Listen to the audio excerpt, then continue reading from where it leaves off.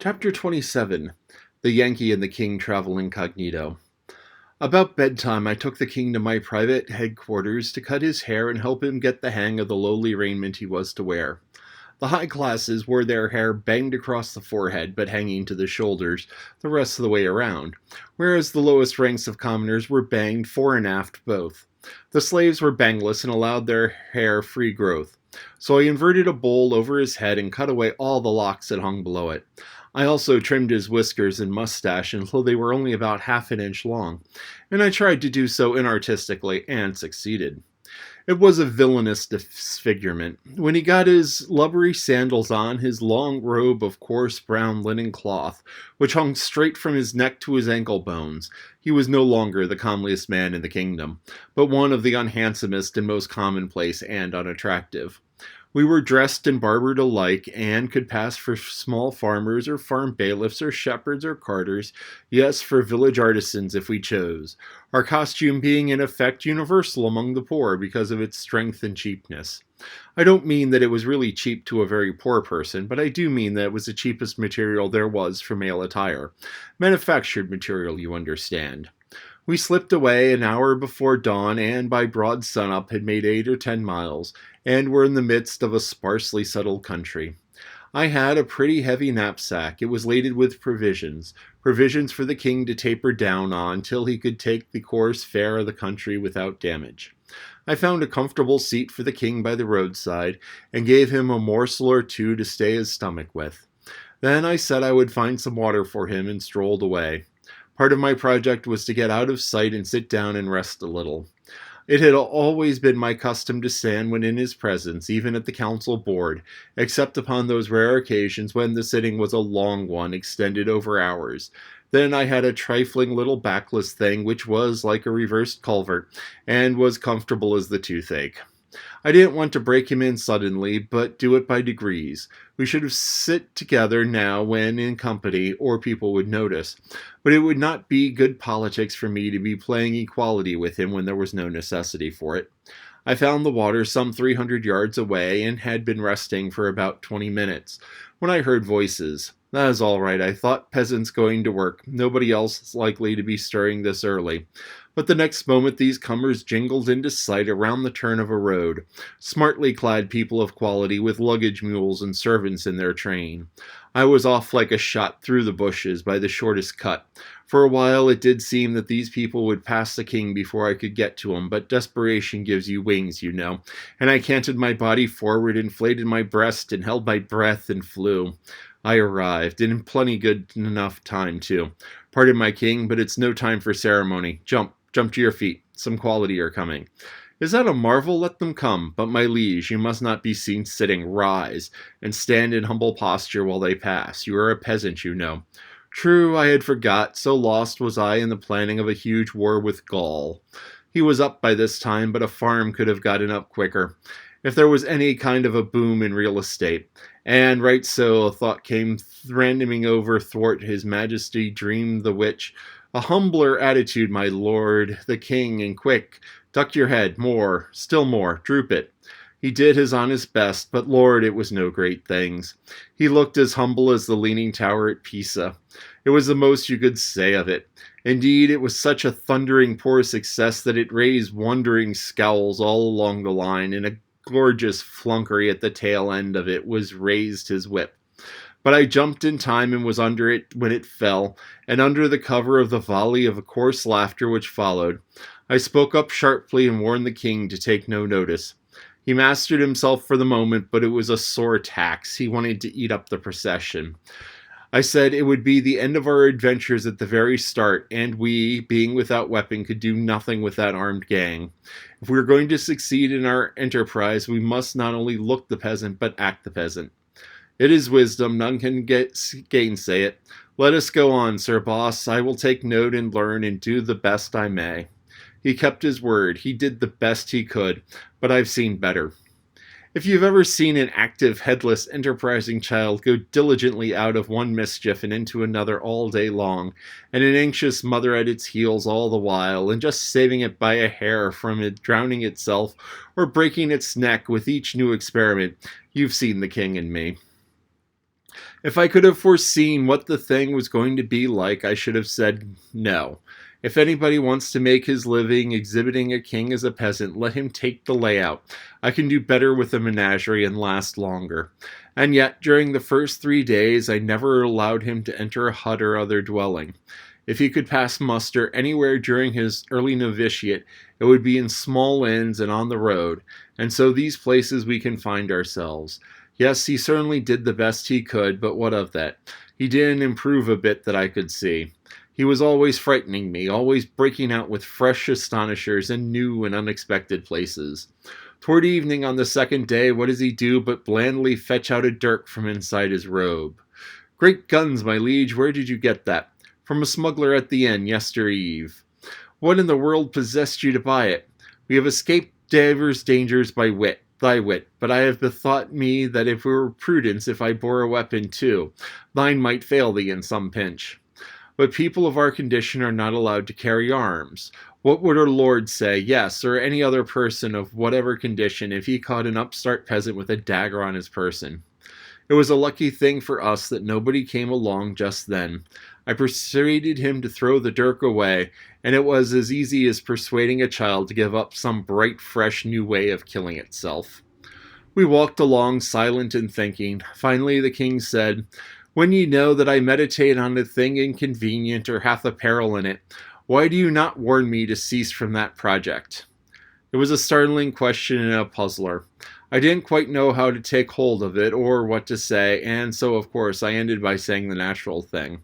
But sire, how can I know what your thoughts are? The king stopped dead in his tracks and stared at me. I believe thou wert greater than Merlin, and truly magic thou art. But prophecy is greater than magic. Merlin is a prophet.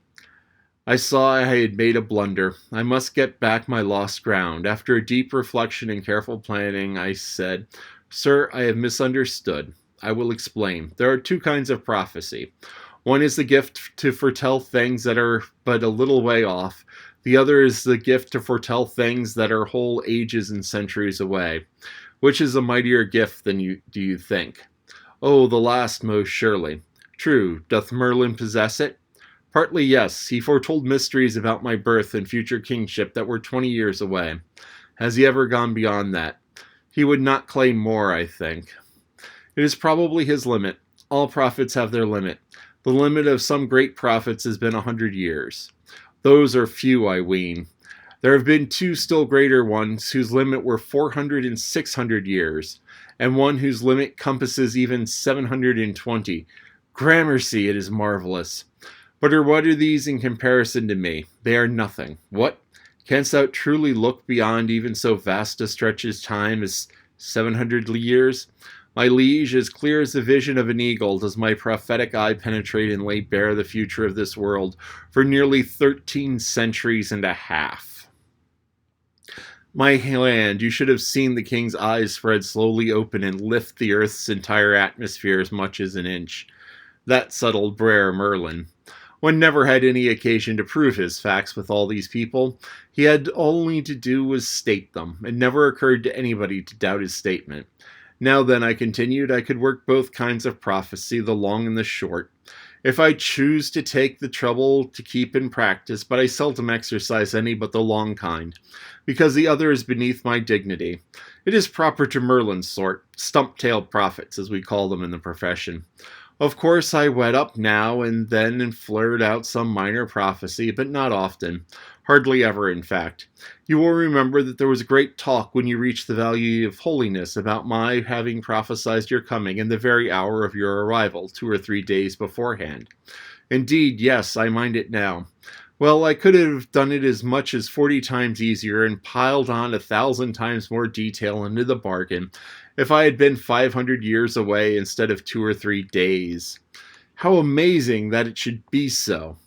Yes, a genuine expert can always foretell a thing that is 500 years away easier than a thing that is only 500 seconds off. And yet, in reason, it should clearly be the other way. It should be 500 times as easy to foretell the last as the first, for indeed, it is so close that by one uninspired might even almost see it. In truth, the law of prophecy doth contradict the likelihoods, most strangely making the difficult easy and the easy difficult. It is a wise head, a peasant's cup with no safe disguise for it. You could know it for the king's under a diving bell, and you could hear it work its intellect. I had a new trade now and plenty of business in it. The king was as hungry to find out everything that was going to happen during the next 13 centuries as he was expecting to live them. From that time out, I prophesied myself bald-headed, trying to supply the demand. I have done some indiscreet things in my day, but this thing of playing myself for a prophet was the worst. Still, it had its ameliorations. A prophet doesn't have to have any brains. They are good to have, of course, for the ordinary exigencies of life, but they are no use in professional work. It is a restful vocation there is. When the spirit of prophecy comes upon you, you merely take your intellect and lay it off in a cool place for a rest, and unship your jaw and leave it alone. It will work itself. The result is prophecy. Every day a knight-errant or so came along, and the sight of him fired the king's martial spirit every time. He would have forgotten himself, sure, and said something to them in a style a suspicious shade or so above his ostensible degree, and so I always got him well out of the road in time. Then he would stand and look with all his eyes, and a proud light would flash from them, and his nostrils would inflate like a war horse's, and I knew he was longing for a brush with them. But about noon of the third day I had stopped in the road to take a precaution, which had been suggested by the whip stroke that had fallen to my share 2 days before, a precaution which I had afterward decided to leave untaken. I was so loath to institute it. But now I had just a fresh reminder. While striding heedlessly along with jaw spread and intellect at rest, for I was prophesying, I stubbed my toe and fell sprawling. I was so pale I couldn't think for a moment. Then I got softly and carefully up and unstrapped my knapsack. It had a dynamite bomb in it, done up in wool in a box. It was a good thing to have along. The time would come when I could do a valuable miracle with it. Maybe, but it was a nervous thing to have about me, and I didn't like to ask the king to carry it. Yet I must either throw it away or think up some safe way to get along with it in its society. I got it out and slipped it into my scrip, and just then came a couple of knights.